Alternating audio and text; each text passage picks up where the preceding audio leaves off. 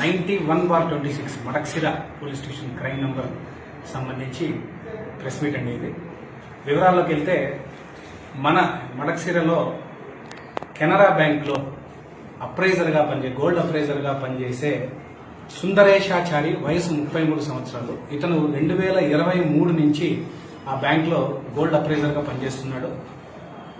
ఇతను దాదాపు పెద్ద మోసం చేశాడండి. 70,66,000 రూపాయలకు సంబంధించిన 12 బ్యాంకు ఖాతాలు, 7గురికి సంబంధించిన 12 బ్యాంకు ఖాతాలను ఇతను మోసం చేయడమైంది. డీప్ గా వెళ్తే ఇతను ఏ విధంగా మోసం చేస్తాడంటే, ఇతనే సొంతంగా అప్రైజర్ కాబట్టి నా బ్యాంకులో నాకే లోన్ ఇవ్వరు, మీ పేరు మీద నేను లోన్ అప్లై చేస్తాను, గోల్డ్ నాదే ఉంది, నేను పెట్టుకుంటాను, మీరు సంతకం పెట్టండి, నేను లోన్ శాంక్షన్ చేయించుకుంటాను, మీకు వచ్చిన తర్వాత ఆ లోన్ నాకు ఇవ్వండి, నాకు ఈ సహాయం చేయండి అని కొంచెం క్రెడిబుల్ కస్టమర్స్ ఎవరైతే రెగ్యులర్గా ఉన్నారో ఆ కస్టమర్లతో ఇతను మాట్లాడుకుని వాళ్ళని నమ్మించి ఈ బ్యాంకులోనే పనిచేసే అప్రైజరే కదా అని వాళ్ళు కూడా నమ్మడంతో ఆ 7 మంది 12 ఖాతాలు ఇతని చేతుల్లో పెట్టడం జరిగింది. ఇతను దాదాపు 872.8 గ్రాముల గోల్డ్ని ఈ విధంగా లోపల, అంటే నకిలీ గోల్డ్ని లోపల పెట్టి లోన్ శాంక్షన్ చేసుకున్నాడండి. దాదాపు 70,66,000 రూపాయల లోన్ శాంక్షన్ చేసుకుని ఇతనే తీసుకోవడం జరిగింది. అంటే ఈ ఎవరైతే లోన్ అప్లై చేశాడో అతని అకౌంట్ లో పడుతుంది, తర్వాత ఇతనే విత్డ్రాల్ ఫామ్ తీయించి వాళ్ళ మీద సంతకం పెట్టించి వాళ్ళ చేత విత్డ్రా చేయించి బ్యాంకు వెనకాల తీసుకున్నాడు. కొన్ని అకౌంట్ హోల్డర్స్ దగ్గర, కొంతమంది దగ్గర బయట తీసుకున్నాడు లోన్ అంతా వచ్చిన తర్వాత. సో ఇది మొన్న జూలై 24వ తేదీ రీఅప్రైజర్లు బృందం వచ్చి మొత్తం వెరిఫై చేస్తే ఈ భాగవతం అంతా బయటపడింది. ఎవ్రీ 3 months వచ్చే రివ్యూలో కూడా ఇతను ఏ విధంగా తప్పించుకున్నాడంటే, కొత్త అకౌంట్ లాగా క్రియేట్ చేస్తాడు. కొత్త అకౌంట్ కి ఫర్ 3 months వరకు రివ్యూ చేయడం అనేది ఉండదు.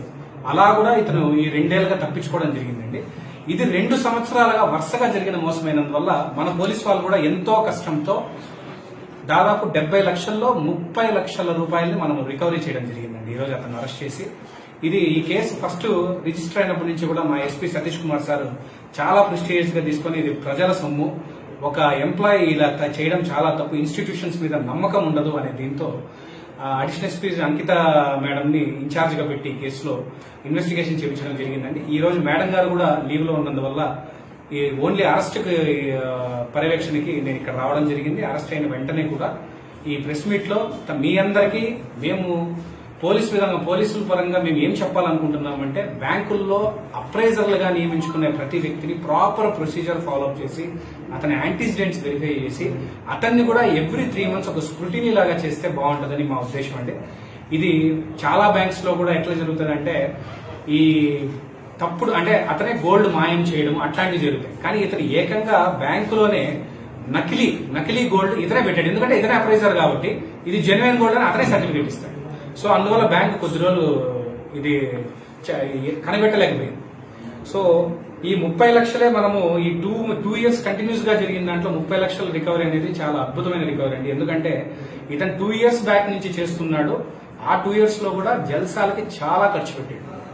ఇప్పుడు రీసెంట్ గా చేసిన కొన్ని కేసుల్లో మనకి ఇంటాక్ట్ అమౌంట్ ఈ రోజు దొరకడం జరిగింది. Thank you.